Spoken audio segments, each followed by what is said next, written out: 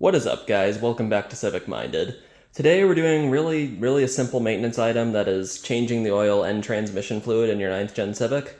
There are literally thousands of YouTube videos on how to do this, and probably hundreds for this car. I just figured, why not add one? I'll make my own, share my own little oil change procedures here and there. And I know some of you have never changed oil before, but it's really very easy, especially on this car. This is an excellent car to learn it on. So as you can see, I've started by lifting all four corners of the vehicle. I'm doing all four because I'm rotating the tires as well. If you're just changing oil, you can get away with just the front.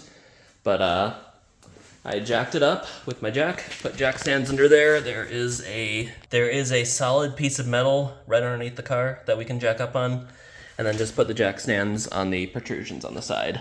Also, not a bad idea before you get your hands dirty to go ahead, pop your hood, open it up so when it's time to refill, you have access to everything. Depending on the state of your service soon or service now light, you might have to do transmission oil, you might not, you might have to rotate tires, you might not. Here's how to interpret this. So the B indicates oil change with a walk-around inspection of the car. A would just be an oil change, but probably not a bad idea to do an inspection anyway. 1 indicates tire rotation, and 3 indicates transmission fluid change. But with all that said, I'm going to go ahead and get my GoPro and we'll go under the car. Before you get fully under the car, it's always a good idea to give it a good hard shake. Make sure it's not going to go anywhere. This isn't budging. You want to make sure the car is solid as a rock before you go under it. So the first thing you're going to find coming under the car is a trap door. I'm sorry, mine is filthy. It's dusty Texas, but you're going to find a little trap door surrounded by, I think, 1, 2, 3, 4, 5, 6, 7, 8, 9 Phillips head screws. I'll correct you on that if I'm wrong, but remove those and then I'll show you how the door comes out. Correction, there are 8 of those Phillips head screws, but with those out, you'll notice that there are these tabs back here. This just slides forward like that, comes loose, and we have access to our engine oil right here, and our transmission oil, which is this square end bolt right here. I moved the jack to give myself a bit more room to get under here, but as you can see, I've got my catch pan ready. This is a 17mm bolt, by the way, on all trims. Let's get that on there. Break it. Kind of hard when you're holding a camera, but once that's loose, you should just be able to loosen it by hand. Double check your catch pan. Make sure your drain is open and your ventilation's open as well. You see that? Out she comes. This is still rather warm, actually. But, yeah. It's really that easy. So, you'll notice there's a washer on this bolt here. If you can, well, I recommend that you don't have to do this, but if you can, if you can, remove the washer and replace it with a new one. I got a new one from the dealership. It's like less than $1, so yeah. I'm gonna get my other hand free, take this off, and put the new one on.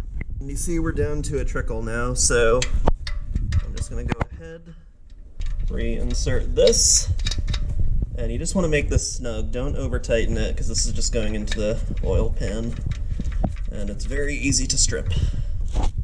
So go ahead, I'm going to clean my glove off, get your ratchet, snug that up, and then we'll get the filter, which is right there.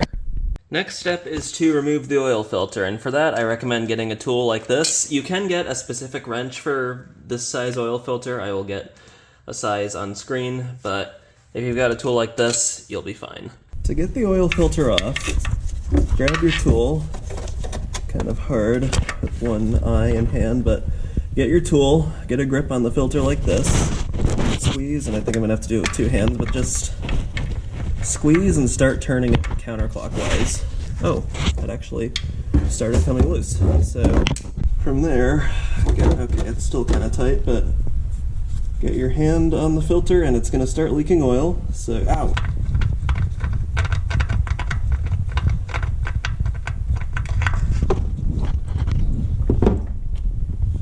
And then just drop it in your pan like that. And you see we got some oil on the engine, so we'll clean that off. So So when you take your oil filter off, you're going to want to check to make sure that there is no old gasket material left over on your engine surface. Here, I might be seeing a little bit.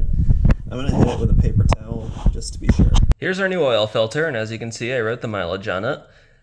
Something I would recommend before you install it, just because you can, because the filter sits upright on the engine, is that you get a funnel and fill the filter with new oil before you install it. I learned that trick from Chris Fix. And whether you do that or not, you're always going to want to get some new oil and just rub it around that gasket there. So I'm going to do that now. For the record, all engines in the 9th Gen Civic use 0W20. And yeah, my glove's not on properly. I'm going to fix that. But I like to run synthetic just because, well, I mean, this is the hybrid, so look, there's oil on the bumper. This is the hybrid, so it's gonna have a slightly longer interval between changes. So, yeah. So we're just gonna go ahead and add the oil, and if you see it kind of backed up there, just let that drain, keep adding it until you start to see it fill there. And I'm doing this in the box just to avoid making a mess on my nice new garage floor. So we're just gonna add that like that. Sometimes you lift the funnel and more will go in. Oop, I might have overfilled it. Just let that absorb. Yeah, I think that's it. All it's gonna take. So now I'm gonna go ahead, dip that, and just lube up that O-ring. This will make the filter easier to install, and it will prevent leaks. Installing the oil filter is just as easy as screwing it on, and you'll know when it catches, because it'll start turning very easily and it won't come down. So just make this hand tight, don't go crazy tightening it. It may be greasy from pre-oiling it. If that happens, just use a towel for some extra grip. Let's get it so it's nice and snug. Maybe a little tighter because I'm weak. There we go. Yeah, that's where we want it. Probably a good time to hit the bottom of the engine and the splash shield with some brake cleaner, but now we move on to the transmission. For transmission fluid, you're going to need a 3/4 inch extension or a 3/4 inch box end of a ratchet. I think you're going to need an extension because I could not get just a normal box end in there, but for that, let me move this, but you're just basically just repositioning your drain pan, loosening the bolt, and blasting off.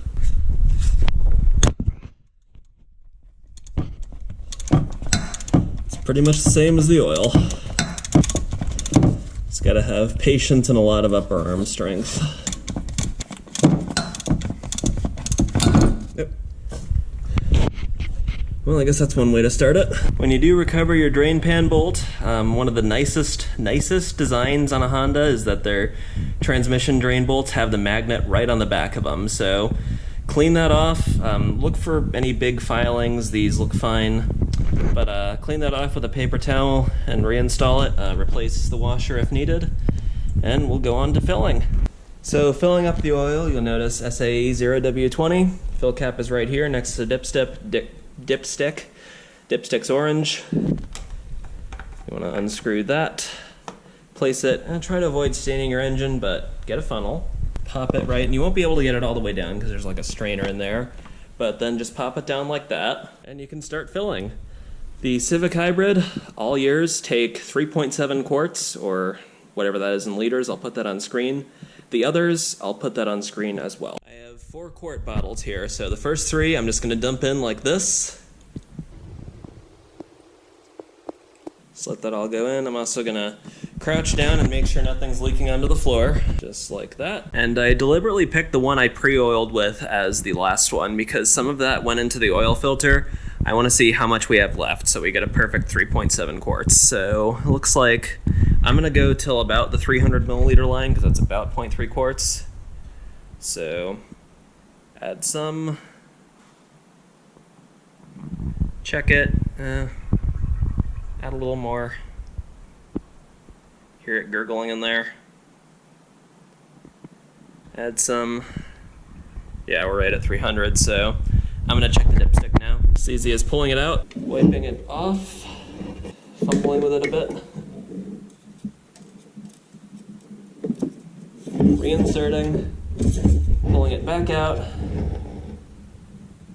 and are we low? Looks kind of low. I'm gonna add a little bit more. Actually, no, never mind. No, wait, maybe that was gravity. I'm gonna do it again. Yeah, you want the oil to be between those two dots there, and this looks perfect. So, and now we're gonna go ahead and fill up the transmission. Now, filling the transmission is gonna vary based on what year and what trim you have. Mine, because I've got the hybrid, I've got the dipstick. If you have the hybrid in any year or a 2012 or 2013 with a stepped automatic, you're gonna have a dipstick like this, and that's where you're gonna fill it.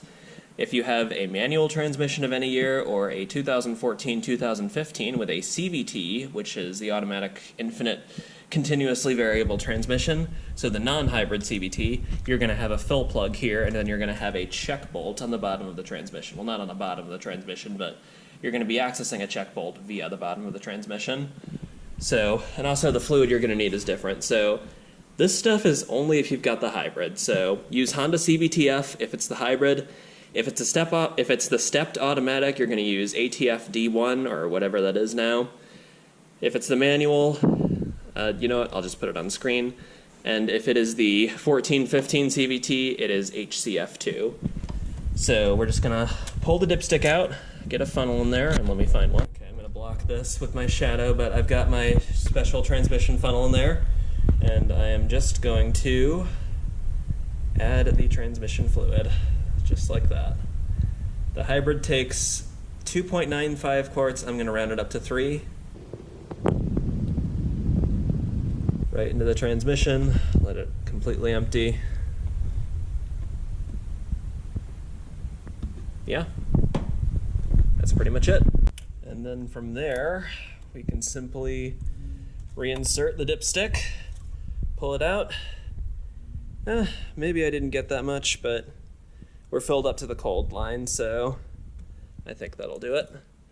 All right, now we're gonna go ahead, get the dipstick back in, make sure everything is patched up here. I didn't put the cover back on the bottom because I want to check for leaks down there, but I'm gonna go ahead and open the garage, clear the Service Now light, and start her up, and we'll see how we did. To reset your service light, you're gonna want to go to your steering wheel, press Menu, Vehicle Information, Maintenance Info, press source to reset, go to yes, press yes, and that will reset. And as we can see, that's interesting. It's the same, oh, no, there we go. It's just engine oil now. So now we can go ahead, put our foot on the brake, start her up, make sure the oil light doesn't stay on. See, it just went off. That was the AC. Let it run for maybe a minute or so. I'm gonna kill the AC so there's no water down there. Let it run for maybe a minute or so. If you want, you could even look at your engine. Maybe even look down here. I don't see anything leaking other than what would have come from having the AC briefly on.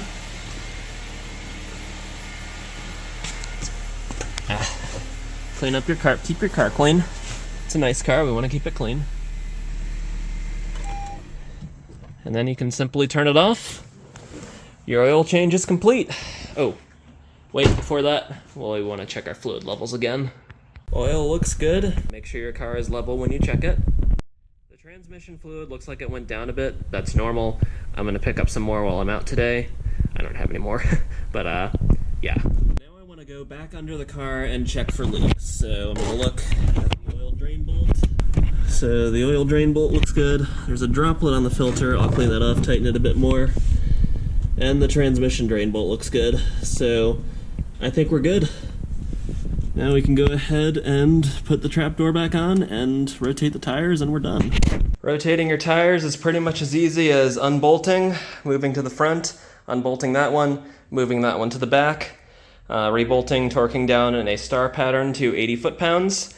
One thing to note is these tires are asymmetrical.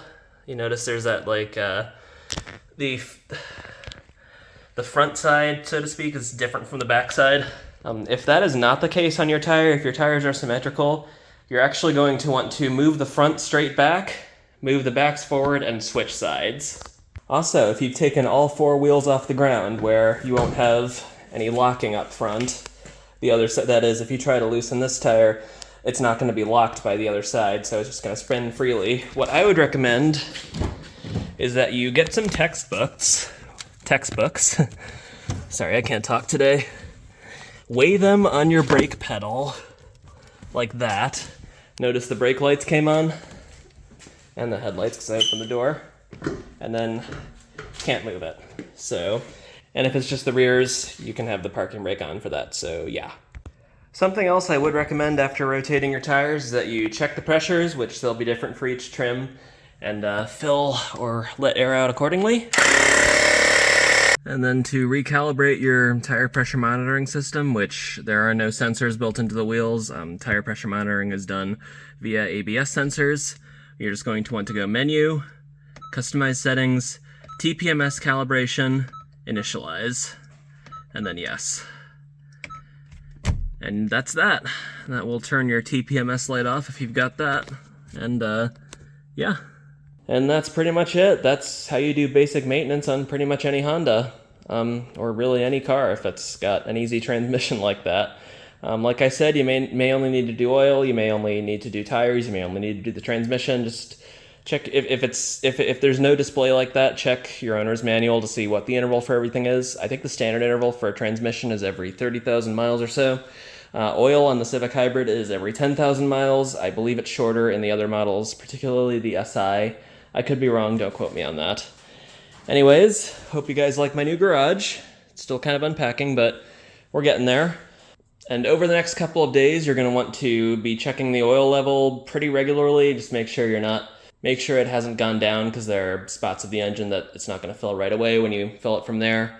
So add extra as needed, same with the transmission. You don't need to have the engine running to check it, just hot or cold, depending on which side you're looking at. But yeah, oh, and tire pressures, keep an eye on those, and keep an eye out for the TPMS light. But yeah, I'm going to go ahead and say that's it. Have fun, drive safe, and I will see you in the next one.